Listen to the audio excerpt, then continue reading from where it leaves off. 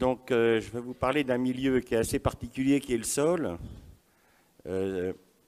Curieusement, c'est le milieu le plus mal connu de cette planète. Vous savez que la vie se développe dans 3 milieux: l'atmosphère, qui nous permet de respirer, l'eau, qui permet de transporter les éléments nutritifs vers nos cellules, puisque l'eau est une molécule très curieuse qui est formée d'un atome d'oxygène et 2 atomes d'hydrogène. Et comme les 2 atomes d'hydrogène sont du même côté, ça crée un pôle positif. Et du côté de l'atome d'oxygène, un pôle négatif, ce qui fait que l'eau est un bipôle.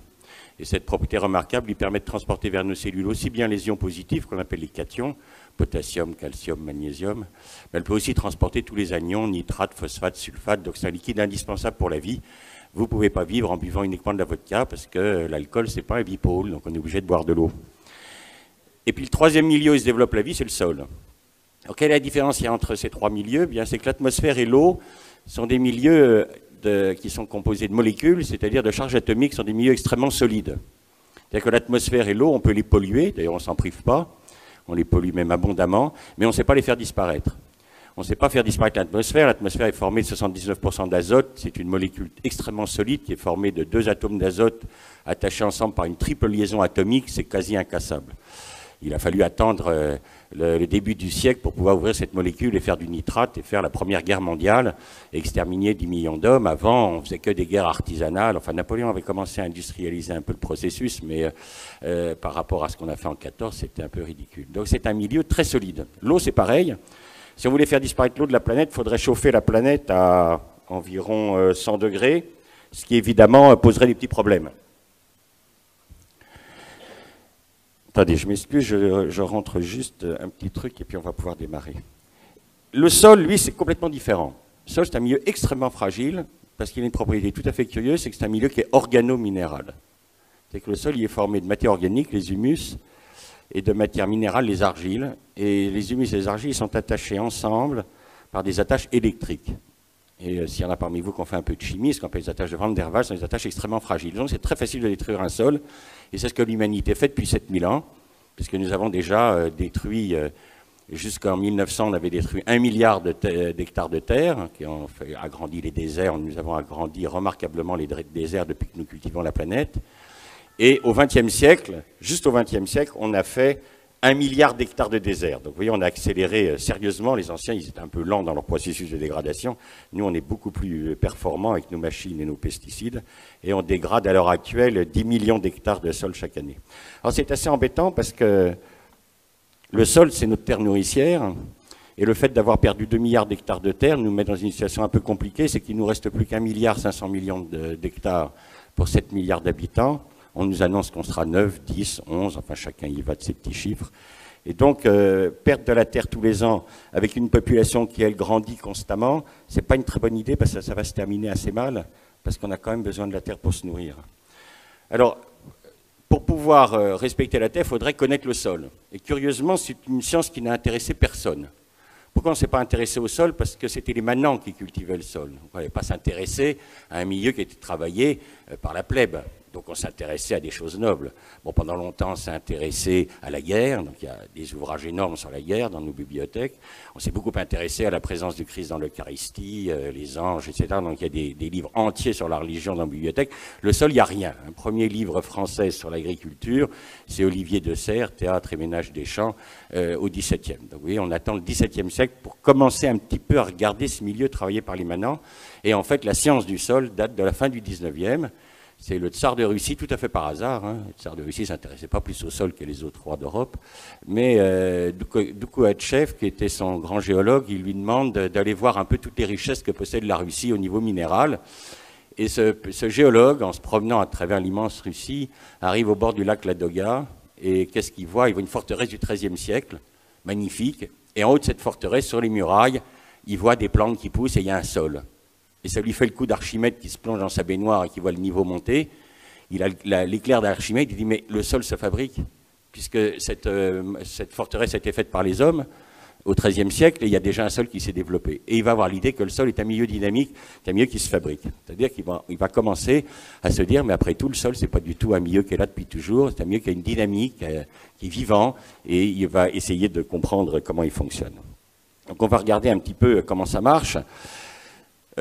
État des lieux dans un pays comme le nôtre, assez catastrophique. 18% de la SAU est exposée à l'érosion. Nous perdons chaque année 92 000 hectares de terres agricoles chaque année, avec une population qui augmente de 300 000 habitants. Et sur ces 82 000 hectares, il y en a 60 000 hectares qui sont bétonnés. Nous bétonnons un département tous les 7 ans en France. C'est ce qu'on appelle le progrès. Nous perdons en moyenne 5 tonnes par hectare et par an. Et donc, tout ce système-là fait que, comme les sols sont de plus en plus malades, on est obligé d'irriguer parce que les rendements sont en train de chuter. Dans le monde entier, les rendements sont en chute. Ils nous avaient annoncé miracle avec les engrais. C'est pas que tout ça, ça avait été un miracle pendant un moment parce que nous avons planté sur des sols que les anciens avaient quand même laissés avec du fumier et du compost. Mais depuis qu'on met plus de fumier dans nos terres, c'est en train de baisser. Donc on irrigue de plus en plus. Et 80% de l'eau est consommée par l'agriculture. Donc vous voyez, on vous embête à la télévision en disant de fermer votre robinet quand vous vous lavez les dents, mais 80% de l'eau, elle sert à arroser du maïs qui nourrira des cochons. Donc il faut quand même dire un peu les choses. Voilà les zones les plus dégradées. Vous voyez que c'est l'Italie qui est championne. Vous voyez que la région toulousaine est bien placée avec ses maïs irrigués, qui est une région qui souffre énormément d'érosion. Si vous avez l'occasion de passer sur la Garonne, vous allez voir sa couleur. Elle est entièrement marron. C'est tout nos patrimoines qui s'en va dans les rivières. D'ailleurs, le spectacle des rivières marron est devenu tellement courant que pour les gens, c'est considéré comme complètement naturel. Personne n'est choqué par le fait. Alors, juste une petite photo pour vous montrer comment l'homme dégrade les sols. À gauche, là, vous avez un blé d'hiver. Vous pouvez remarquer que du côté où il y avait le blé, pourtant il n'est pas gros, le blé est tout petit, vous voyez, il n'y a pas eu d'érosion. Et puis à droite, l'agriculteur a laissé le sol nu pour faire une culture de printemps. Et là, l'érosion est catastrophique. Vous voyez, petite observation de terrain. Quand la Terre est protégée, la Terre, elle est comme nous, nous avons des cheveux qui nous protègent du climat, la Terre, elle a besoin de plantes pour éviter l'érosion. Voilà une photo qui est intéressante, qui a été prise par Lydia. Vous êtes ici, on travaille en Amazonie. Au-dessus de la rivière, vous avez la rivière de l'Iguassou, la grande réserve de l'Iguassou. C'est un milieu qui a 70 millions d'années, qui reçoit 3 mètres d'eau par an. Et vous pouvez remarquer que l'eau qui sort de la rivière, à droite, est totalement transparente. Et puis en bas, c'était la zone où on travaillait, c'est une zone agricole. Vous pouvez remarquer que la rivière qui sort de la zone agricole est entièrement pleine de boue. C'est intéressant comme photo parce que ça vous montre que là où la main de l'homme ne met jamais les pieds, il n'y a pas d'érosion. Et puis dès que l'homme intervient, toute la terre s'en va. Donc tout le travail que nous on fait depuis 25 ans, c'est aller dans les milieux naturels et comprendre pourquoi la nature, elle, ne fait pas d'érosion, pour ensuite aider les agriculteurs à faire une agriculture qui protège les sols. Et pour ça, ça demande d'aller faire des trous en forêt. Alors évidemment, ils n'apprécient pas beaucoup parce que quand nous travaillons pour par exemple, là c'est des agriculteurs brésiliens et qui nous voient partir dans la forêt faire des trous, ils nous disent on ne vous a pas payé un billet d'avion Paris, Buenos Aires, Rio de Janeiro pour aller faire des trous dans la forêt, vous venez vous occuper de nos sols. Et on leur dit non, on a besoin de savoir comment la nature elle fait, elle, pour ne pas faire d'érosion et après on vous fera un modèle. Alors comment on fait pour détruire un sol ? Toujours la même chose. On commence d'abord par le tuer biologiquement. Comment on fait pour tuer un sol biologiquement ? On met des engrais. Qu'est-ce qui va passer en mettant des engrais dans un sol ? Vous allez brûler la matière organique parce que vous allez mettre trop d'azote et vous allez favoriser les bactéries. Et les bactéries sont les organismes qui minéralisent la matière organique. Et ceux qui fabriquent les humus, c'est les champignons. Et les champignons, ils se multiplient 20 fois plus lentement que les bactéries. Mais ils sont par contre les seuls organismes au monde à attaquer la cellulose et à la transformer en humus. Donc si vous donnez trop d'azote, vous favorisez les bactéries qui se multiplient 20 fois plus vite. Les champignons disparaissent, vous pouvez remarquer qu'il n'y a plus de champignons dans nos champs. Moi, je me souviens, gamin, on allait ramasser les rosés dans les prés, parce qu'il y avait encore des champignons. Les vieux, ils mettaient encore des fumiers dans les champs, tout ça, c'est fini. Donc les champignons ont disparu. Quand ils ont disparu, plus d'humus. Et comme on minéralise, le taux de matière organique s'effondre. Dans un pays comme la France, on est passé entre 1950 et maintenant de 4% à 2% de matière organique. Quand il n'y a plus de matière organique, qu'est-ce qui se passe ? La faune disparaît. Parce que la faune, elle est comme nous, elle mange, elle a besoin de manger. Elle mange la matière organique. Donc les vers de terre disparaissent, toute la faune disparaît. Dans un pays comme la France, on est passé de 2 tonnes de vers de terre à l'hectare à moins de 100 kilos. Vous voyez, c'est un effondrement complet de la faune. Or, la faune, qu'est-ce qu'elle fait ? Elle passe son temps à remonter les éléments. C'est-à-dire qu'un ver de terre, vous ne le voyez pas, mais toutes les nuits, il vient chercher à manger au-dessus, il descend de la matière organique au fond du sol, il remonte de l'argile, et puis avec ses excréments, il remonte le magnésium, le potassium, le calcium. Et quand vous analysez un turricule de ver de terre, donc le turricule, c'est ses excréments, eh bien c'est bourré de potasse, de phosphore. Donc la faune, elle passe son temps à remonter les éléments, alors que la pluie, les forces physiques de la nature passent leur temps à tout descendre dans le profil. Donc quand la faune disparaît, qu'est-ce qui se passe ? Tout descend et vous allez polluer. Et on va accuser les agriculteurs d'être des pollueurs. Non, ça y est, j'y suis arrivé, merci. On va accuser les agriculteurs d'être des pollueurs parce qu'évidemment tout va descendre puisqu'il n'y a plus d'animaux pour remonter. Donc vous allez rentrer à ce moment-là dans une deuxième dégradation qui est la dégradation chimique, c'est-à-dire que votre sol non, ça c'est juste pour vous montrer des choses amusantes, mais ces cultures de fraises en Espagne, vous n'avez pas le droit de vous approcher des cultures tellement elles sont arrosées de pesticides, mais par contre vous avez le droit, vous, de manger les fraises. C'est une question de... Donc après la dégradation biologique, on va rentrer en dégradation chimique. Les éléments vont descendre. Ils vont descendre, vont aller polluer les nappes phréatiques, polluer les rivières, et vous allez avoir un phénomène d'acidification des sols. Donc vous avez perdu vos humus, vous avez perdu les éléments qui attachent argile et humus, le calcium, le magnésium, qui ont deux charges positives. Les humus sont négatifs, les argiles sont négatifs, et c'est calcium, magnésium, fer qui attachent ensemble argile et humus. Or, ces éléments se lessivent, et vous allez donc rentrer. Alors là, le lessivage, ça donne des choses intéressantes, hein, ça donne les marées vertes en Bretagne, ce qui fait que c'est sympa, on peut plus se balader sur les plages. Et vous allez ensuite rentrer dans la dégradation physique, c'est que les argiles n'étant plus attachées par les humus, elles vont partir dans les rivières, et vos rivières vont être pleines de boue. Et c'est ce qui se passe à l'heure actuelle quasiment sur toute la planète. C'est-à-dire que l'humanité n'est toujours pas capable, au bout de 7000 ans d'agriculture, de développer un système protecteur des sols. Alors, comment comprendre le système? Il faut déjà savoir un petit peu comment tout ça, ça marche, le sol, les plantes qui poussent dessus. Il faut déjà retirer un mythe qui est raconté par tous les marchands d'engrais, que si on ne donne pas des engrais, on va tous mourir de faim. C'est un énorme mensonge parce que les plantes ne se nourrissent pas dans le sol, les plantes se nourrissent dans l'atmosphère. L'estomac d'une plante, c'est sa feuille, c'est pas sa racine. Les plantes, c'est des organismes très différents de nous. Nous sommes des animaux. Les plantes, elles ont un autre système que nous. Si vous voulez comparer une plante à un animal, si vous voulez une plante, c'est un animal qui aura la tête plantée dans le sol et puis les organes reproducteurs et l'estomac à l'extérieur. Vous voyez, c'est comme ça que ça marche une plante. Et donc l'estomac de la plante, c'est sa feuille. Sa feuille, elle va l'exposer au soleil et elle va être capable, c'est les seuls organismes avec bactéries à être capables de faire ça, elle va être capable de prendre l'énergie du soleil et de transformer le gaz carbonique de l'atmosphère et l'hydrogène de l'eau de pluie en sucre. C'est assez extraordinaire comme mécanisme.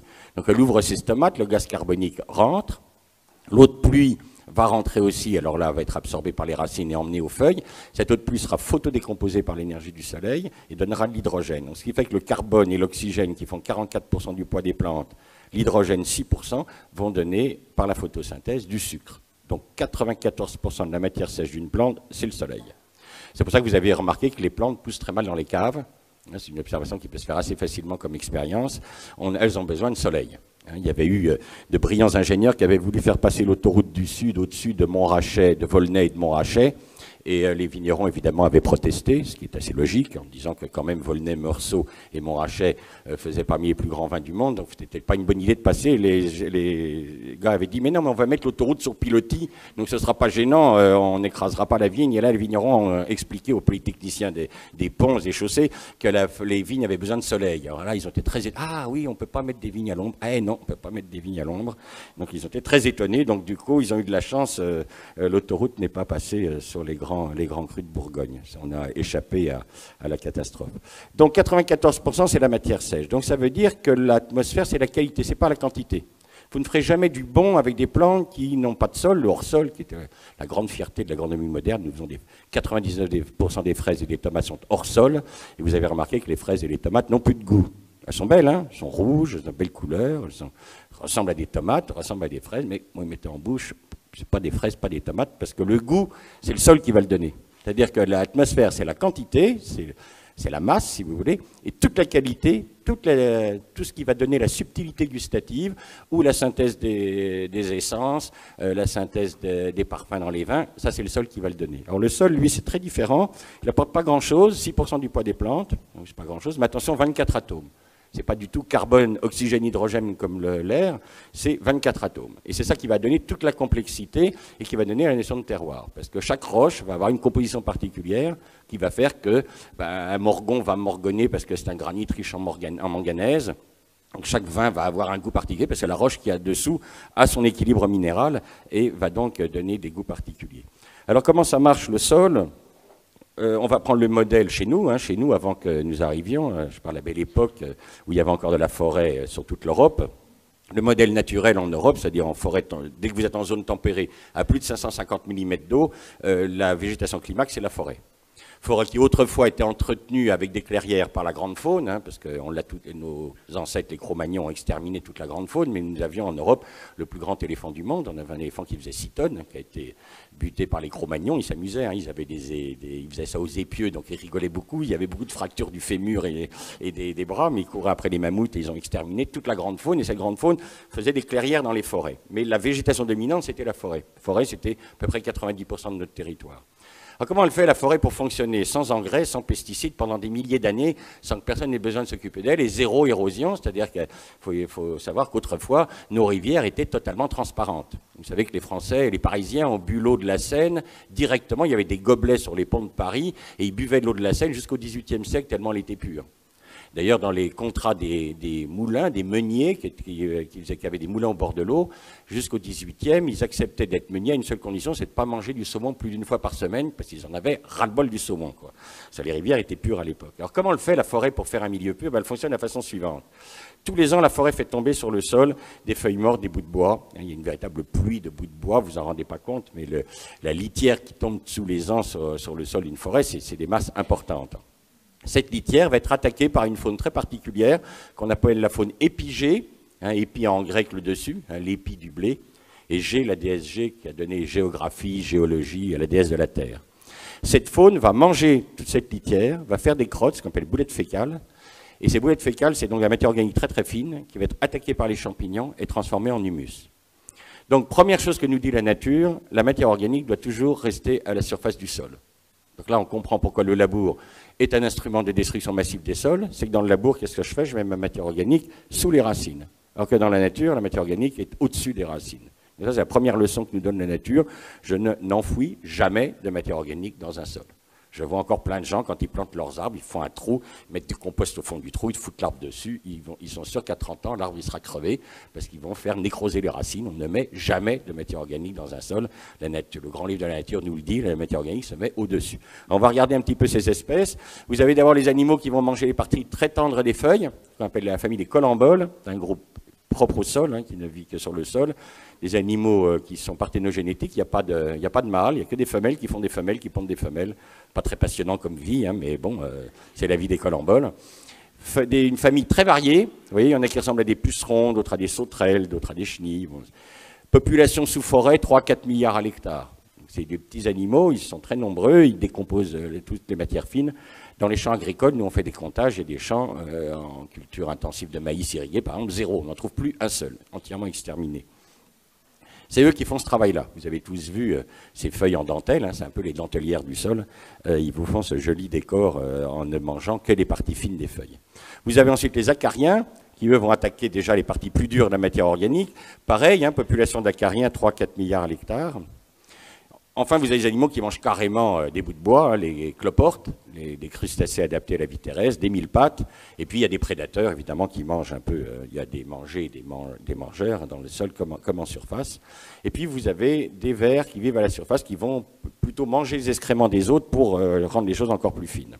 Et tout ce petit monde-là va former ce qu'on appelle l'horizon des boulettes fécales que vous avez en photo à droite et au microscope à gauche. Vous voyez, ça fait comme des billes empilées les unes sur les autres. Ça va donner donc une très grosse perméabilité au sol. C'est que le sol de forêt est un sol extrêmement moelleux. Hein, quand vous marchez en forêt, vous avez l'impression de marcher sur de la moquette. En fait, vous marchez sur de la merde, mais vous ne le savez pas.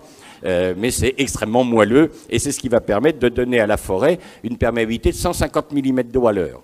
C'est pour ça qu'il n'y a jamais d'érosion en forêt. C'est que la forêt, elle boit toute l'eau qui tombe. Avec Lydia, on a fait des mesures en forêt équatoriale, au Congo, à Bornéo, en Amazonie. Là, on a des perméabilités de 300 mm d'eau-heure. Donc, zéro érosion, dès qu'il pleut, tout rentre. Pour vous donner une idée, un limon du bassin parisien labouré par l'homme a une perméabilité d'1 mm d'eau à l'heure. D'accord? Vous passez de 150 à 1 mm d'eau-heure. Après, on s'étonne d'avoir des inondations. C'est pour ça qu'il y a tellement de dégâts à l'heure actuelle.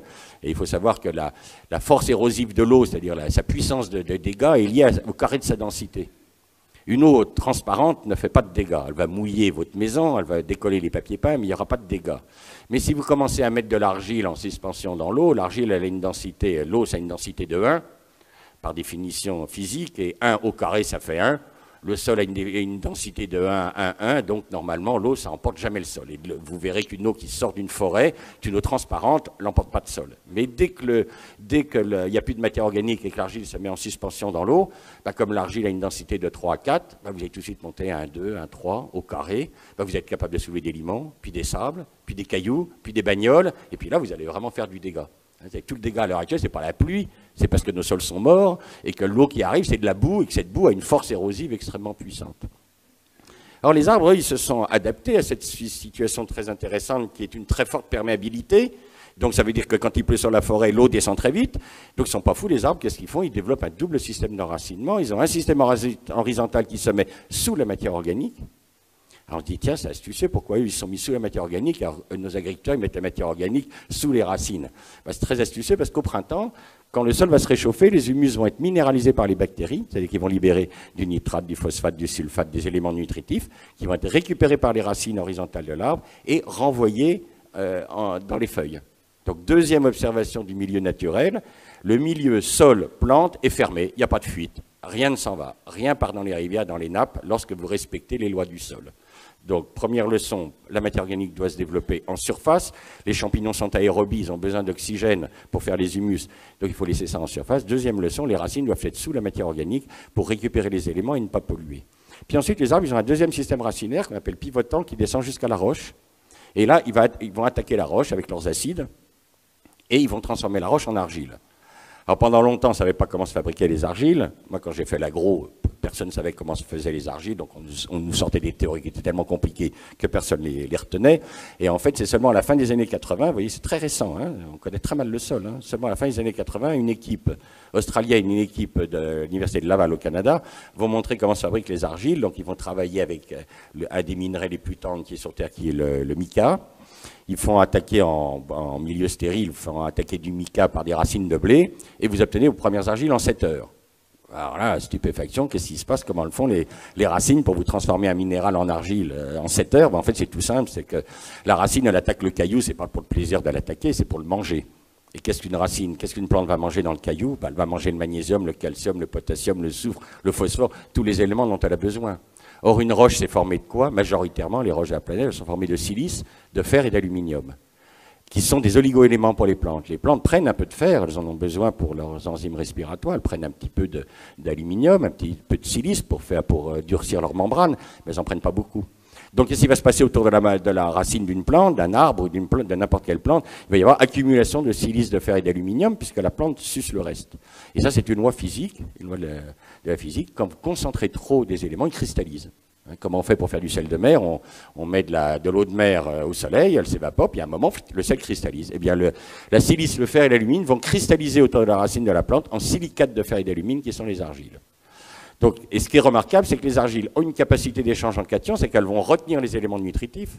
C'est-à-dire que la grande force de la nature, et ça c'est assez spectaculaire, c'est que la nature se bat contre les forces de mort de l'univers. Toutes les forces de l'univers sont des forces de mort, ce qu'on appelle l'entropie, le désordre, que nous accélérons en ce moment avec nos engrais chimiques. Mais normalement, la vie, elle, pour se battre contre l'entropie, elle fait de l'ordre. Elle fait de la négantropie. Donc comment elle fait la vie pour résister dans cet univers de violence et de mort? Eh bien, elle fabrique de l'ordre. C'est-à-dire qu'elle va prendre de la litière, de la matière organique, elle va fabriquer la molécule organique la plus complexe du monde, l'humus. Elle va prendre des minéraux, elle va fabriquer le minéral le plus complexe du monde, l'argile. Et elle va attacher argile et humus, elle va faire le milieu le plus complexe de l'univers, le sol. Vous êtes obligé de dire chapeau. Alors, pas dit que ça s'est fait, que là-haut, il a fait tout ça en 7 jours. Il est vraiment balèze parce que c'est quand même, ça marche quand même très très bien. Hein. Donc, on a nos humus en surface, nos argiles en profondeur. Les racines, évidemment, quand elles attaquent ce milieu, elles sont quand même très au fond. Il y a de la mortalité racinaire, il y a de nouvelles racines qui arrivent. Et heureusement, il existe une faune qui va manger toutes ces racines mortes. Il n'y aurait pas cette faune-là, les sols s'encrasseraient de racines et puis ça ne marcherait plus. Hein, pour vous donner une idée, un blé fait 100 km de racines. Nous mettons 100 à 200 km de racines, nous mettons 200 épis de blé au mètre carré, ça vous fait grosso modo entre 2 et 4 milliards de kilomètres de racines à l'hectare. S'il n'y avait pas ces animaux-là pour manger les racines mortes, l'orge qui arrive derrière ne pourrait pas pousser. Hein, heureusement, tout ça, ça va être nettoyé par cette faune. Alors on retrouve des colemboles, mais vous voyez, ils sont très différents, ils sont aveugles, tout blancs. Alors on les connaît encore moins que les autres, parce que ceux-là, ils ne sont pas faciles à étudier. Donc on connaît à peu près 5% des animaux du sol. Vous avez les acariens étranges avec des grandes pattes, on ne sait pas trop comment ça marche à l'intérieur du sol. des grandes spécificités. Celui en bas à droite, on le trouve uniquement dans la crête Champagne. Donc, c'est des animaux qui sont encore assez mal connus. Et quand vous arrivez au contact de la roche-mère, la roche-mère est couverte d'excréments de ces animaux. C'est-à-dire qu'il y a un recyclage de toute cette matière des racines. Dans la nature, rien ne se perd, rien ne se crée, tout est recyclé. Et ça va permettre aux racines qui arrivent de se nourrir de toutes ces crottes. Donc, j'ai mes argiles au fond, mon humus en surface. Comment le sol il va être fabriqué? Il va être fabriqué par une troisième faune. Celle-là, vous l'avez forcément tous observé parce que les grosses tailles, c'est les grands vers de terre, ce qu'on appelle la faune anécique, c'est les lombriques. Ce sont des animaux qui vivent dans des terriers verticaux. Toutes les nuits, ils viennent chercher à manger, ils vident leur intestin, ils redescendent et ils vont mélanger constamment les argiles de profondeur et les humus de surface. Et il se trouve que les vers de terre ont dans leur intestin une glande très riche en calcium. Et le calcium, il a deux charges positives. Une pour l'humus négatif, deux charges positives, donc qui attachent la charge négative de l'humus et la charge négative de l'argile, c'est la glande de Morène. Et ces animaux mangent à peu près leur poids de terre tous les jours. Donc dans nos forêts, nous avons, selon les milieux écologiques, entre 1 tonne et 4 tonnes de vers de terre. Donc ça veut dire que tous les jours, il y a 1 tonne à 4 tonnes de terre qui sont remontées à la surface des forêts pour former du complexe argilo-humique. Donc vous voyez, c'est un modèle qui est quand même assez extraordinaire et qui nous permet de nous nourrir. Alors voilà ces vers de terre, il y en a de grosses tailles. Vous avez en haut à gauche un qui est dans la région toulousaine, donc c'est bien, on est dans son biotope, là. Il va des Pyrénées jusqu'à Cahors à peu près, Sclerotica giga, c'est un vaisseau qui fait jusqu'à 1 mètre de long, qui lui est capable de tirer dans ses galeries des tiges de colza, un gros costaud. Sinon, les plus courants sont ces Lombricus terrestris. Les turicules, en bas à droite, vous voyez, c'est tous les excréments qui crachent, ils sont très très sensibles aux pesticides. En bas à droite, vous en avez un en arboriculture, c'est l'arbo, c'est là qu'on balance le plus de pesticides, 30 à 40 traitements par an sur une pomme. Donc vous voyez, parce que ces pauvres bêtes, alors ils deviennent tout blanchâtres, tout mous, là, ils n'apprécient pas du tout ce genre de produit. Alors, deuxième organisme qui pousse dans les sols, les racines. La nature a développé deux modèles complètement différents. Les plantes annuelles, qui sont des plantes qui vont être obligées de faire leur cycle dans l'année, se mettre à graines pour assurer leur survie, qui vont donc avoir des systèmes racinaires qui poussent extrêmement vite. Une racine de blé, en ce moment, là on est fin avril, le blé en ce moment, les racines poussent à la vitesse de 5 à 6 cm jour. Les maïs, quand ils vont être au mois de mai, là ils sont seulement en train d'être semés, mais fin mai, un maïs c'est 15 cm jour. Donc c'est des croissances extrêmement rapides, et comme le sol est quand même un milieu siliceux, la racine est obligée de se protéger, donc vous avez en haut à gauche une photo de racine de blé, vous voyez, avec sa coiffe. Donc c'est une espèce de coiffe protéique qui protège l'avant de la racine qui va donc avancer dans ce milieu assez dur qu'est le sol. Et puis tout de suite derrière, les cellules s'allongent pour former ce qu'on appelle les poils absorbants qui vont venir manger dans le complexe argilo-humique. Donc vous avez à droite une photo de racine de blé, vous voyez, ça fait comme un nuage, comme un voile de mariée, vous voyez, de poils absorbants. Quand on mesure les poils absorbants sur un blé, il y a 5000 km de poils absorbants par pied de blé. Donc, vous voyez, c'est des surfaces de contact assez énormes avec le sol. Puis il y a un deuxième choix, c'est les plantes pérennes, les arbres. Alors les arbres, ils n'ont pas de poils absorbants. Donc les arbres, ils vivent en symbiose avec des champignons qu'on appelle les mycorhizes. Et les champignons, ils en ont besoin. S'ils ne sont pas mycorhizés, l'arbre va mourir très jeune. À 30 ans, il sera crevé, alors qu'un arbre peut vivre des siècles. Mais pour ça, il a besoin d'être associé avec ces champignons. Donc vous avez en bas à gauche une association mycorhizienne. Vous voyez, ça fait un manchon qui est au bout de la racine de l'arbre. L'arbre donne du sucre aux champignons. Les champignons, qui sont mycélium, vont lui chercher à manger dans le complexe argilo-humique. Donc ça va conférer aux arbres et aux plantes pérennes une propriété tout à fait unique, c'est de coloniser des milieux que les plantes annuelles ne peuvent pas coloniser. Donc vous avez en bas à droite de l'argile, vous êtes là à 75% d'argile et vous voyez les racines de l'arbre circulent très bien dedans parce qu'ils ont le temps, ils avancent lentement mais sûrement. Troisième organisme, les microbes. Les microbes vont permettre aux plantes de se nourrir. Les plantes sont incapables de manger dans le sol parce qu'elles ont besoin d'avoir des éléments solubles. Puisque la plante absorbe de l'eau, il faut que les éléments soient en solution dans l'eau pour rentrer dans la racine de la plante. Et le travail des microbes, ça va être de solubiliser les éléments pour que les plantes puissent les absorber. Ils font exactement le même boulot avec les plantes qu'ils font dans votre intestin, le long de vos villosités intestinales, pour vous nourrir. Vous avez 11 hectares de villosité intestinale qui vous permettent de vous nourrir, parce que c'est aussi tapissé de microbes qui prennent les éléments de votre nourriture et qui vous les transforment en forme digestible. Alors, les microbes vont utiliser deux voies pour rendre un élément soluble dans l'eau. La voie de l'oxydation. Il y a 3 éléments qui, à l'état oxyde, sont solubles dans l'eau. C'est l'azote qui va être oxydé en nitrate, NO3-, par les nitrobactères. Le soufre qui sera oxydé en sulfate par les sulfobactéries. Et le phosphore qui sera transformé en phosphate par les mycorhizes, PO4 3 fois moins. C'est les seuls éléments qui, à l'état oxyde, sont solubles dans l'eau. Tous les autres éléments du sol, ils sont précipités quand ils sont à l'état d'oxyde. Le fer, par exemple, qui donne la couleur brune à nos sols, FeO3, c'est précipité. Je peux vous montrer des vignes sur des sols bruns rouges calcaires, totalement chlorosées, totalement dépourvues de fer, alors qu'elles ont les racines dans le fer. Parce que ce fer, FeO3, il n'est pas assimilable. Donc les microbes vont utiliser une voie beaucoup plus complexe, qui est la voie de chélation. Et cette voie de chélation, ça va consister à prendre un oligo-élément, l'attacher avec un acide organique et faire un chélat. Et c'est ça qui va faire que vos éléments vont avoir justement un goût intéressant sur le plan gustatif. Donc ce qu'on voit dans ce tableau, c'est que pour pouvoir nourrir une plante, il faut mettre de l'oxygène sur l'élément. Vous voyez, 3 atomes d'oxygène sur l'azote, 4 sur le soufre, 4 sur le phosphore, 2 oxygènes par oligo-élément. Pour que le sol soit bien oxydé, pour qu'on puisse mettre de l'oxygène, il faut que le sol soit comment? Aéré, qui aère le sol, la faune.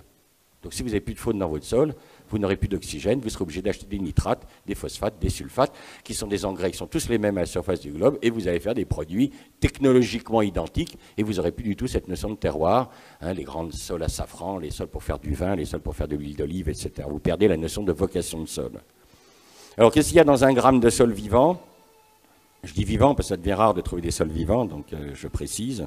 Dans un gramme, vous avez quand même 10 000 à 100 millions d'actinomycètes, 10 millions à 10 milliards de bactéries, vous avez 100 à 10 000 algues, 1000 à 1 million de protozoaires, 10 000 à 1 million de germes de champignons. Quand on pèse tout ce petit monde-là, ça fait 2 à 3 tonnes de microbes à l'hectare. Ils ont une énergie biochimique 350 fois supérieure à la nôtre, c'est-à-dire qu'un kilo de bactéries, ça a autant d'énergie que 350 kilos d'êtres humains. Donc 3 tonnes de bactéries, c'est équivalent de 1000 tonnes d'êtres humains à l'hectare en énergie biochimique. C'est la plus grosse énergie biochimique de l'univers. Et personne ne s'en occupe dans l'agronomie. Ils ont fait une expérience qui m'a bien fait rigoler. Moi, il y a un milliardaire américain qui a décidé de faire une grande serre pour imiter la planète Terre, pour les futurs voyages pour Mars, là. Alors, il avait fait sa belle serre, il avait mis une machine qui faisait une vague pour imiter la mer, il avait mis des arbres, tout. Il pensait que ça marchait très bien. Il a fait rentrer les mecs dedans. 3 jours après, les gars, ils sont ressortis parce qu'il avait oublié un truc. C'est que la puissance respiratoire des microbes du sol est tellement puissante qu'il faut une atmosphère de 70 km pour pouvoir l'éponger. Et puis lui, il avait fait une serre de 30 mètres de haut, donc il manquait quelques kilomètres, quoi, hein. Et donc ils ont été obligés de sortir.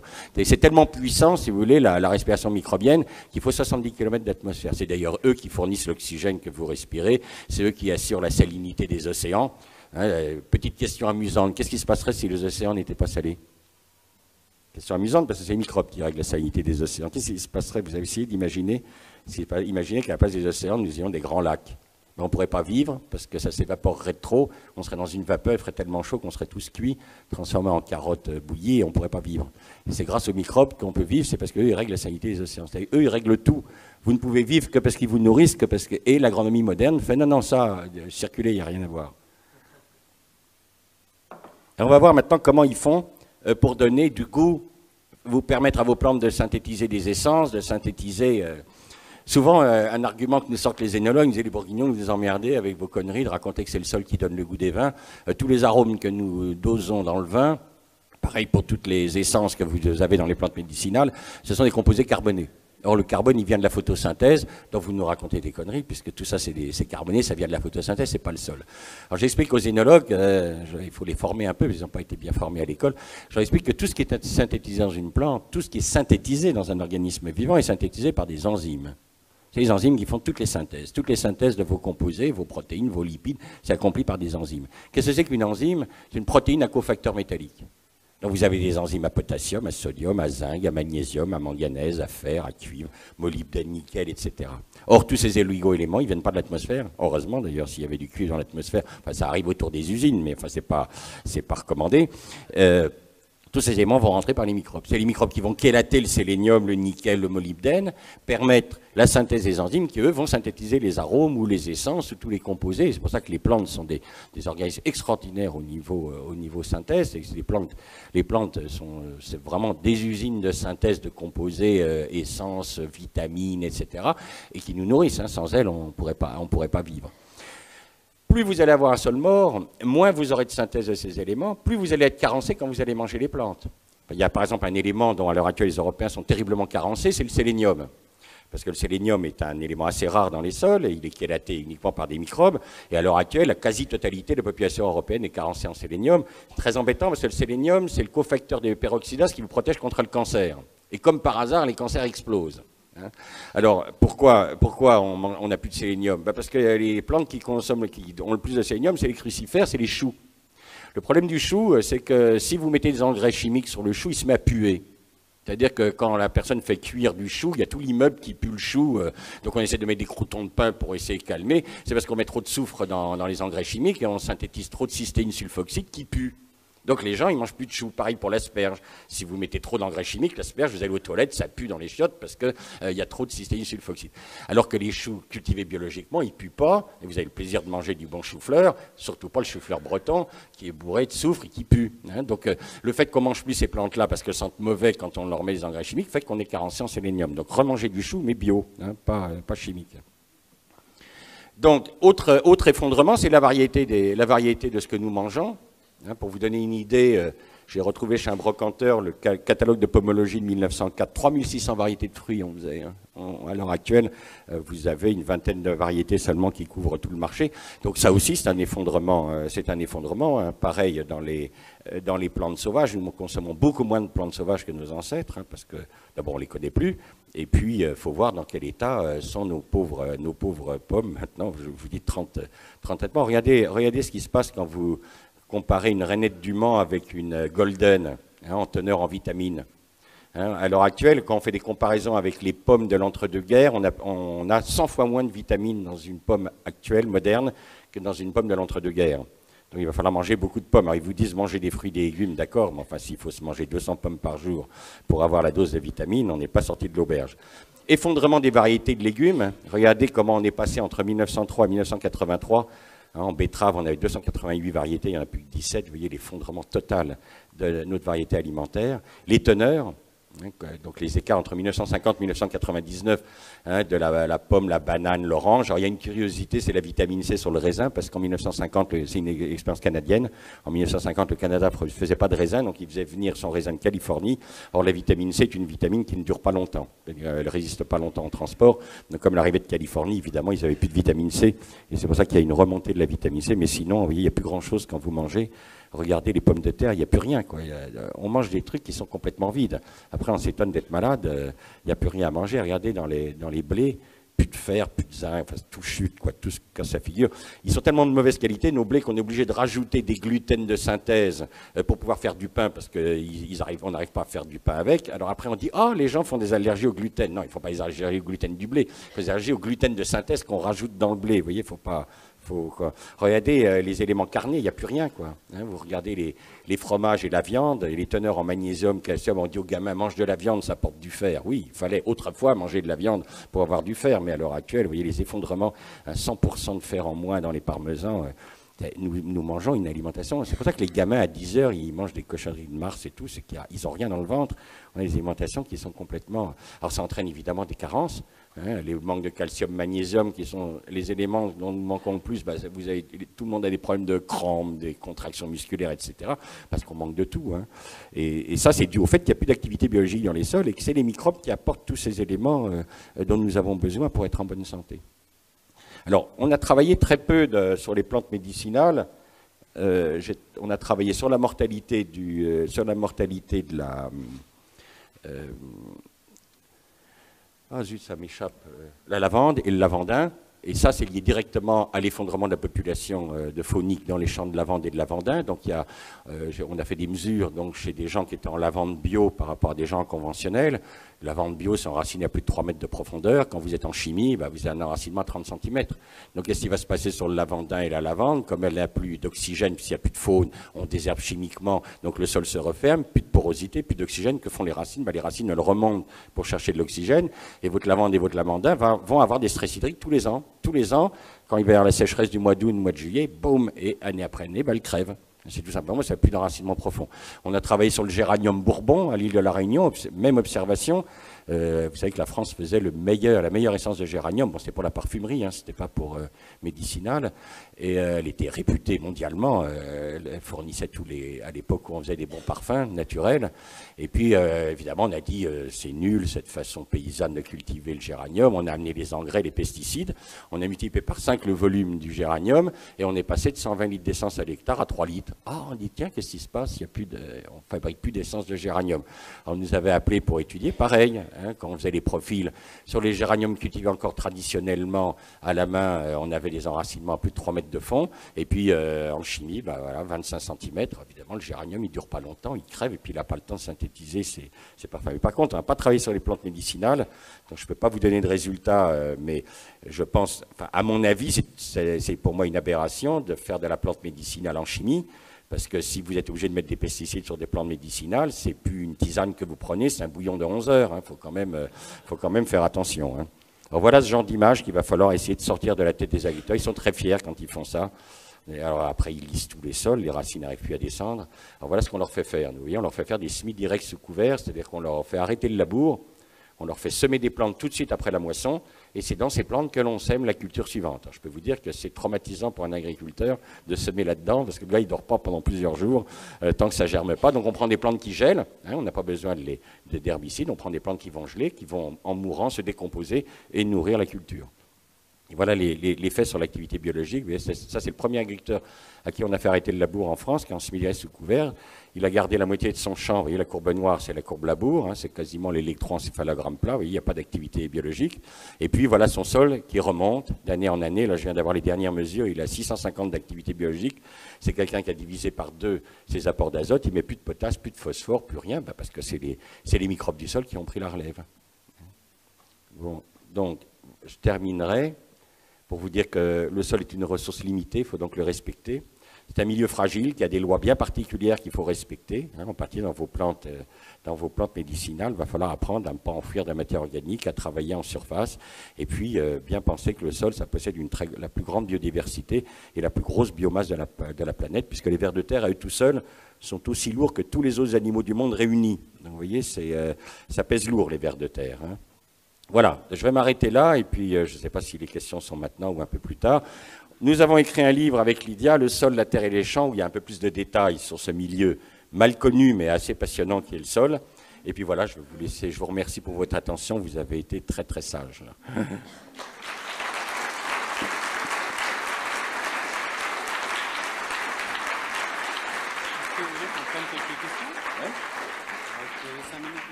Voilà. Je peux répondre. Moi, je parlerai pas. Non, mais il y a un micro. Il y a un micro. Ça marche, ouais. On va prendre quelques questions. On va se donner 5 minutes de questions, si vous le voulez. Donc, si vous avez des questions, allez-y.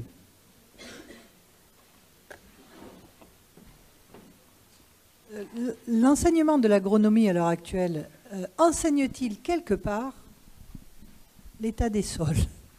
Alors, la semaine dernière, nous étions, ça faisait 4 ans que les élèves demandaient qu'on fasse une conférence à l'Agro de Paris. La direction refusait complètement, puis finalement, ils ont fini par dire oui. Puis en fait, j'ai pas pu faire une conférence. On avait un représentant de la FNSEA, un professeur de l'école, puis avec Lydia. Et donc, j'ai posé la question aux élèves. Je leur ai demandé, est-ce que vous avez des enseignements en biodynamie et l'agro? Ils m'ont dit 0. Ils ne sont toujours pas enseignés. Et l'agriculture biologique est enseignée, ils ont une petite formation avec une dizaine d'élèves sur 300 qui ont un petit enseignement, une petite unité de valeur rapide, donc c'est toujours pas enseigné. La microbiologie des sols est réduite. Avant, il y avait une chaire de microbiologie des sols à l'Agro de Paris. J'ai eu la chance d'être dans cette chaire de microbiologie. Il n'y a plus de chaire de microbiologie. Maintenant, c'est des unités de valeur, mais vous n'avez plus la possibilité pendant 1 an d'apprendre, comme j'ai pu le faire, qu'est-ce que c'est que la microbiologie des sols, qu'est-ce que c'est que les cycles microbiens, etc. Parce qu'on est dans la notion de hors-sol. Hors paysan, on ne veut plus de paysans, on ne veut plus de sol. Alors, on n'a pas besoin des microbes du sol. Donc, ça va être long de changer les mentalités. Hein, on n'a que 3% des agriculteurs qui sont en bio en France. Donc, vous voyez, c'est pas beaucoup. Hein. 3%. En vigne, un petit peu mieux. Certaines vignes. Hein. Bordeaux, c'est 1%. Champagne, 1%. Bourgogne, on est maintenant à 12%. Emmanuel Juboulot, là, justement, a été un des tout premiers en biologie en Bourgogne. On a, à l'heure actuelle, sur les 1500 vignerons de la Côte d'Or, on a 280 qui sont en bio. Vous voyez, ça avance, mais très lentement, très, très lentement. Il faudra encore du temps pour que l'humanité respecte la terre qui la nourrit. Oui, bonjour. J'aurais voulu savoir, en fait, quand un sol est complètement mort, comment on fait, en fait, pour le restaurer? Est-ce qu'on peut le restaurer et puis combien de temps ça prend? Alors heureusement, on peut faire revivre les sols. On peut faire revivre les sols. Donc, ce que nous on fait quand on analyse un sol, comme nous faisons de l'analyse physique, chimique, biologique, on regarde à quel niveau de dégradation on est. Si on est simplement à la dégradation biologique, c'est-à-dire qu'on n'est pas encore dans les phénomènes de lessivage brutaux et de perte de sol, je dirais qu'en général, en 5 ans, on arrive à remettre le sol debout. Bon, quand vous êtes arrivé à la dégradation physique, comme on a dans les grandes plaines céréalières autour de Paris, là c'est beaucoup plus long. En particulier les gens qui font des rotations très dures, type betterave, patate, oignon, haricots verts, et puis seulement un blé tous les 5 ans, là il faut 20 à 30 ans pour remettre le sol debout. Mais ça se remet debout. Donc en fonction de la dégradation, on va avoir des itinéraires de restauration. Quand le sol est complètement ruiné, par exemple on travaille au Burkina Faso sur le Sahel où il n'y a plus rien qui pousse, dans les zones désertiques, on utilise ce qu'on appelle le bois raméal fragmenté. C'est-à-dire qu'on va planter des acacias, enfin des plantes qui résistent au bétail, parce que là-bas, comme il y a les peuls qui arrivent avec le bétail, on est encore dans Caïn et Abel. Hein, dans la zone sahélienne, il y a la bagarre entre les Mossis qui cultivent et puis les peuls qui ont des troupeaux. Donc on prend des arbres il y a des arbres extraordinaires, quand ils sortent de terre, ils sortent 2 épines. Ils sont pas fous. Donc la vache, elle arrive, elle recule. Et puis après, il y a les 2 épines, il fait 2 petites feuilles entre les 2 épines, puis après, hop, il refait 2 épines, puis il pousse comme ça jusqu'en haut. Donc lui, il est peinard. Donc on a des espèces, les Ziziphus, les Acacia horrida. Donc on fait des haies avec des espèces extrêmement épineuses, et ça nous permet de protéger. Et ensuite, comme c'est des fixateurs d'azote, ils n'ont pas besoin d'engrais, ils fixent l'azote tout seuls. On les broie, on les met sur le sol, et donc on relance les champignons. Et dès que vous avez relancé les champignons, de la latérite qui est dure comme le sol, là, en 2 ans, on cultive des légumes, on fait des tomates. Non, là, si vous voulez, quand je dis mort, ça veut dire que le sol part dans la rivière, et un sol qui est parti dans la rivière, il est mort, c'est fini. Là. Il ne nourrira plus les hommes, puisqu'il est parti dans la Garonne, il va dans l'Atlantique. Mais il faut savoir que dans le sol, il reste toujours des spores, et que les microbes attendent que les conditions leur permettent de se remultiplier. Dès que vous leur permettez de se multiplier, ils y vont à fond. Hein. Ça, de ce côté-là, la nature est sympa, elle est bonne fille. Hein. Moi, il y a longtemps que j'aurais fait un bras d'honneur à l'humanité, mais elle est sympa comme tout, elle est prête à oublier tous les dégâts. Oui, est-ce que le bio, forcément, il protège le sol? Parce que le labour, il existe aussi dans le bio, non? Ah oui, j'ai beaucoup de mal à faire arrêter aussi le labour chez les bio. C'est très compliqué. Le labour, c'est mythique, hein, c'est un problème mythique, c'est une mythologie. L'homme pense, depuis qu'il cultive la terre, c'est le mythe de Caïn, hein, qu'il faut qu'il viole la terre pour qu'elle le nourrisse. Et puis c'est macho, le labour, vous voyez, vous défoncez la terre, là, vous la violez, donc ils sont contents, ils ont des gros moteurs qui font vroom vroom. Vous savez, c'était ce que disait Victor Hugo dans Les Misérables en parlant de la fascination des hommes pour les machines. Il disait une immense force qui aboutit à une immense faiblesse. Voilà ce qui fascine les hommes. Hein, faut aller au salon de l'agriculture, hein, ils sortent des tracteurs de 500 chevaux, les gars ils grament dedans, ils font vroom comme des gamins, hein, ils sont comme des mômes. Ce qu'on appelle le caractère sexuel secondaire de prothèse en psychologie. Hein. C'est les gros moteurs, ils aiment les gros moteurs. Donc leur expliquer que la terre elle est fragile, il faut y aller avec douceur, il faut pas c'est très compliqué. Même en biologie, on a du mal à les faire arrêter le labour, mais on y arrive. Alors, en biologie, on est obligé d'utiliser des couverts très complexes, parce qu'avec 6 espèces, vous couvrez 90% d'un sol, avec 12 espèces, vous couvrez 100%. Donc si vous arrivez en biologie à mettre 12 espèces dans votre couvert, vous avez 0 mauvaises herbes. Et on va choisir 12 espèces qui gèlent, et qu'on va écraser. Donc on a un rouleau à l'avant du tracteur, ce qu'on appelle un rouleau FACA. Et on va donc, en automne, on écrase la végétation. C'est la photo que je vous ai montrée, on n'avait pas encore de rouleau FACA, donc c'était un peu crade. Maintenant, on fait ça beaucoup plus proprement. On écrase, donc c'est des rouleaux avec des barres qui écrasent les plantes tous les 10 cm, donc ça les tue. Et derrière, on sème le blé ou l'orge avec un semoir à disque qui rentre la graine dans le sol, sous cette matière. Il ne faut surtout pas sortir de sol. Donc là, il faut savoir bien travailler. Parce que si vous ressortez du sol dehors, il y a à nouveau des mauvaises herbes. Mais si vous travaillez bien, et on fait du 0 mauvaise herbe, donc on peut travailler en biologie. Où par exemple, on va faire, l'avantage de ces semoirs, c'est que vous pouvez mettre les graines que vous voulez dans chaque sillon. Donc par exemple, pour le colza, on va faire un sillon qui a du colza, l'autre sillon met de la lentille va se développer pendant tout l'automne, va geler, va étouffer les mauvaises herbes qui y a entre les rangs de colza, et le colza, au printemps, va recouvrir l'espace laissé par la lentille morte, et donc on peut travailler en bio, mais c'est très subtil, il faut travailler avec des associations végétales, hein, c'est tout l'art. En fait, il faut refaire de l'agronomie, hein, c'est association, rotation, ce qu'on fait plus maintenant, nous ne faisons plus d'agriculture, nous faisons de la gestion de pathologies végétales. Ce qui n'est pas la même chose. Un bon céréalier, c'est céréalier qui fait les 6 traitements pour empêcher son blé pourri de crever avant d'aller dans le silo. Mais ce qu'il amène dans le silo, c'est un blé malade, qui soi-disant doit nourrir nos enfants, mais ce n'est pas un blé en bonne santé. Et on ne fait plus d'élevage, on fait de la gestion de pathologie animale. Le bon éleveur, c'est celui qui s'est piqué, mettre la dose antibiotique à sa vache pour qu'elle ne crève pas. Les cochons, si on ne les traitait pas tout le temps, ils seraient morts avant d'arriver à l'abattoir. Donc on ne fait plus de l'agriculture. On n'apporte plus des plantes et des animaux sains à manger aux hommes. Non, on leur donne que des êtres malades. C'est pas avec ça que vous faites de la santé chez nos enfants. Oui, bonjour. J'avais une question concernant l'enfouissement de la... C'est moi là. Concernant l'enfouissement de la matière organique, moi les données que j'avais, c'était que si on, par exemple avec la grelinette et tout ça, c'est-à-dire que si on l'enfouissait dans les 30 cm par rapport au système racinaire superficiel, et ben c'était encore bon. Non, il ne faut jamais l'enfouir. Avec la grelinette, vous soulevez, vous secouez et vous laissez les herbes sur le sol. Pour vous donner une idée de la puissance respiratoire des microbes, un grain de terre qui fait plus de 4 mm de diamètre, il est anaérobique au centre. Tellement les microbes. Heureusement, les vers de terre ne font pas de crottes de plus de 4 cm de diamètre. Leurs crottes respirent à l'intérieur. Parce que ça respire tellement puissamment, les microbes, que même si vous enfouissez à 10 cm de matière organique, vous créez de l'anaérobiose.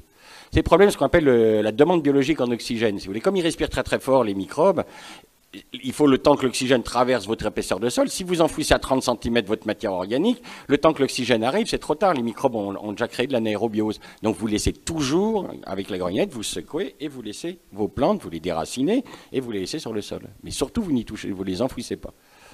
On va prendre une dernière question avant de passer à la table ronde suivante. Oui, bonjour. Je voulais savoir si vous aviez mesuré l'impact des panneaux solaires, des champs de panneaux solaires au niveau du sol. Les gens qui font des champs de panneaux solaires, non, ça, j'ai pas été mesuré ça.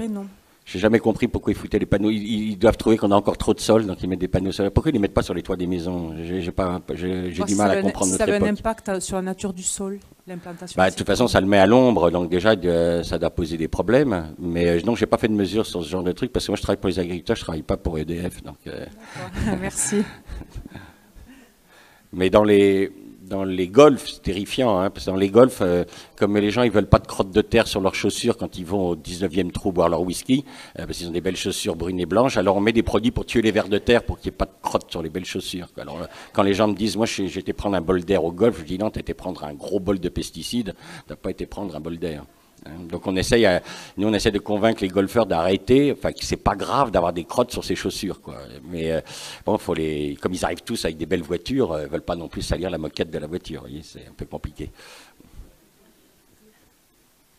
Bon, alors moi j'avais lu une information et j'ai pas beaucoup de détails dessus, mais quand j'en parle autour de moi, ça fait rigoler. C'est le lien entre l'état des sols et le climat. Alors le sol règle tout. Il règle le climat, il règle l'eau. Quand vous avez un sol qui est malade, vos eaux seront polluées. Et quand vos sols vont être malades, vous allez détruire l'atmosphère. Pour vous donner une idée, un labour, ça dégage 1 tonne de gaz carbonique à l'hectare.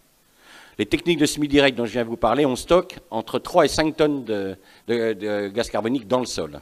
C'est-à-dire qu'on a calculé que si tous les agriculteurs du monde arrêtaient de labourer, on diminuerait de 40% le dégagement de gaz carbonique sur la planète. C'est-à-dire que le sol, il a des puissances respiratoires énormes. Par exemple, quand vous enfouissez de la matière organique, qu'est-ce que vous allez produire? Vous allez produire une réaction qui normalement n'existe pas dans la nature. Vous allez réduire, comme il n'y a plus d'oxygène, le nitrate va se transformer en protoxyde d'azote qui va monter dans la stratosphère, qui va détruire la couche d'ozone. Qui va prendre ensuite, le protoxyde va s'attacher à l'ozone, va se transformer en acide nitrique, ça fera les pluies acides qui retomberont sur le sol. Donc il faut savoir que tout désordre sur le sol se traduit par des désordres. C'est le sol qui fait le climat, hein. Ce n'est pas le climat qui fait le sol. Hein. Pour vous donner une idée, à l'époque romaine, avant que les Romains déforestent toute l'Afrique du Nord, le climat tempéré, il descendait jusqu'au sud du Maroc. Le climat méditerranéen, c'était la Mauritanie. Et puis les Romains ont tout déforesté. La Tunisie était couverte de forêts avec des ours, des panthères, des lions. C'était un climat tempéré, humide. Il pleuvait. Moi, quand je fais des profils en Tunisie, ça m'amuse. C'est quand j'arrive dans les fonds de vallée où toute la terre des collines a été dévalée, vers 25-30 cm de profondeur, il y a des coquilles d'escargots de Bourgogne. Je peux vous dire que maintenant, l'escargot de Bourgogne, vous ne risquez pas de le trouver en Tunisie avec 400 mm d'eau, parce qu'on a désertifié tout ça. Et donc, on a changé le climat. C'est-à-dire qu'en tuant les sols, on a bouleversé le climat et c'est devenu désertique. Mais si on replantait à nouveau des forêts en Tunisie, bon, c'est un long travail parce qu'il faut commencer par des plantes résistantes au sec et puis ensuite passer à des plantes. Parce que l'arbre, il a une propriété remarquable, il émet des microbes dans l'atmosphère. Un arbre, ça émet un grand chêne, c'est 600 litres d'eau jour, qu'il évapore par ses feuilles, il envoie des microbes. Ces microbes vont rentrer dans les nuages, ils vont faire la coalescence des gouttes d'eau, ils vont faire pleuvoir. C'est pour ça qu'il pleut toujours sur les forêts. Et dès que vous coupez les forêts, c'est le désert, il n'y a plus de pluie, parce qu'il n'y a plus ces microbes. Il y a 2 endroits où vous avez une émission de microbes vers les nuages. Vous avez la mer avec les vagues qui font de la mousse. Cette mousse est portée par le vent, elle est remplie de microbes et elle va faire la coalescence. C'est pour ça qu'il pleut toujours sur les océans et il pleut sur les forêts. Et en plus, les forêts sont fraîches Parce que comme elle est protégée, si vous voulez, le soleil ne va pas jusqu'au sol. Donc il y a toujours de la fraîcheur. Les gens qui font des planeurs, ils savent qu'on ne peut pas voler en planeur au-dessus d'une forêt. Donc les forêts régulent complètement le climat. Vous pourrez observer qu'il n'y a jamais de grêle sur une forêt. La grêle est uniquement sur les champs. Donc le problème, c'est que nous sommes, nous, d'une civilisation stépique. C'est venu du Moyen-Orient. Donc nous sommes des hommes qui détestons la forêt, parce que nous venons d'une civilisation de la steppe, une civilisation qui a peur de la forêt. Donc nous, on a détruit massivement la forêt à la surface du globe, alors que des gens comme les Amazoniens savent vivre avec les arbres. Quand vous regardez le jardin de Java, c'est un jardin entièrement arboré. Et ça produit, c'est ce qu'on appelle les forêts-jardins, et ça produit une quantité de nourriture absolument incroyable, parce que l'arbre tempère le climat, il adoucit le climat, alors que quand vous coupez une forêt, pour vous donner une idée, la région centre, la région donc entre Chartres et Bourges, déforestée à 97%, pluviométrie 600 mm d'eau, entre 550 et 600. Vous allez maintenant à l'est, vous allez sur la Bourgogne, on a encore 30% de couvert forestier, 800 mm d'eau. Prenez la Champagne pouilleuse, entièrement déforestée pour faire l'agriculture industrielle, pareil, 97% de déforestation, ils sont à 600 mm d'eau. Vous allez en Lorraine, où il y a encore de la forêt, 800 mm d'eau. Et pourtant, la Lorraine et la Bourgogne sont plus loin de l'Atlantique que la Beauce et la Beauce et la Champagne. Mais comme on a déforesté, il n'y a plus d'eau. Donc plus vous déforestez, plus vous allez vers le désert. Donc moi je dis à tous les gens, plantez des arbres. L'arbre, c'est vital pour... On a arraché 3 millions de kilomètres de haies en France. La Bretagne, qui autrefois était arrosée, c'est un pays humide, c'est un pays sec maintenant, la Bretagne, ils ont arraché toutes les haies. Donc comme il n'y a plus de haies, il n'y a plus d'eau. Et les anciens, d'ailleurs, étaient sages, ils avaient créé les eaux et forêts. Ils avaient repéré que là où il y avait de la forêt, il y avait des eaux. Et les technocrates d'après-guerre, qu'est-ce qu'ils ont fait? Ils ont séparé l'ONF, donc ils ont filé aux polytechniciens, comme si les polytechniciens pouvaient comprendre quelque chose aux arbres. Eux, le polytechnicien voit un arbre, il dit « oh, 10 mètres cubes ». Ouais, c'est tout ce qu'il sait voir dans un arbre. Il est incapable de comprendre que c'est un milieu complexe. Et puis on a filé l'eau, on a privatisé l'eau. Alors que l'eau est un bien public, normalement. On n'a pas à privatiser l'eau, l'eau, ça appartient à tout le monde. Et maintenant, on est en situation très très embêtante, c'est que plus on déforeste, plus on... Et quand on reboise, vous aurez remarqué qu'on prend les seuls arbres qui ne font pas tomber l'eau, les résineux, qui sont des plantes toxiques qui tuent les vers de terre, il n'y a pas de faune sur les forêts de feuillus, et les eucalyptus, qui sont les seuls feuillus toxiques du monde. C'est pour ça que l'Australie est un désert. Pourquoi c'est le continent le plus désertique? C'est que quand les hommes sont arrivés il y a 40 000 ans en Australie, c'était couvert de forêt équatoriale. C'était un climat humide tropical, l'Australie. Les gars sont arrivés, ont foutu le feu, comme ils font toujours. L'homme, il est chasseur-cueilleur et l'agriculture sur brûlis. Manque de peau pour les Australiens, ils avaient dans leur flore les eucalyptus, 450 espèces extrêmement résistantes au feu. Donc, qu'est-ce qu'ils ont fait en 40 000 ans? Ils ont éliminé les autres espèces, favorisé l'eucalyptus qui, lui, tue toute la vie du sol, et c'est maintenant le continent le plus désertique du monde. Puis après, les Anglais sont arrivés, puis ils ont replanté des résineux, histoire d'en remettre une petite couche, comme ça, tiens, c'est pas assez désertique ici, on va vous remettre aussi un petit peu de résineux. Donc, tant qu'on plantera des résineux eucalyptus, et on ne fait que ça, vous allez au Portugal, vous verrez, ils ne plantent que des eucalyptus et des résineux, on n'aura pas de pluie. Il faut remettre des feuillus. Relisez le livre il y a un très beau livre de Francis Allais, qui s'appelle Plaidoyer pour l'arbre. Francis Allais, c'est celui qui a fait, vous savez, qui se pose en radeau, le radeau des cygnes qui se pose sur les arbres. Francis Allais montrait que les arbres, contrairement à ce qu'on croyait jusqu'alors, l'arbre, c'est pas une plante, c'est une association de plantes. C'est comme le corail pour les animaux, c'est-à-dire qu'en fait, il y a un tronc commun, et sur ce tronc, il y a des branches avec des organismes qui vivent en colonie. Il y a même plusieurs espèces, vous avez des arbres où il y a plusieurs espèces qui vivent sur le même arbre. Et c'est pour ça que le bois raméal fragmenté est tellement riche, c'est qu'en fait, chaque bourgeon, c'est un organisme complet. Vous savez que vous êtes beaucoup plus nourri en mangeant une huître qu'en mangeant un petit morceau de poulet. Parce que quand vous mangez une huître, vous mangez tout, du foie, du système nerveux, c'est complet. Donc c'est très nutritif. Quand vous mangez, c'est triste à dire, mais un petit oiseau complet, un petit ortolan, très nutritif parce que vous mangez son cerveau, son foie, tout, ses os. Donc ça apporte beaucoup d'énergie.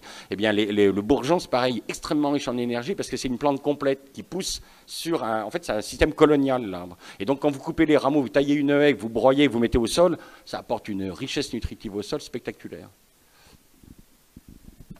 Bravo, merci infiniment pour cette belle conférence.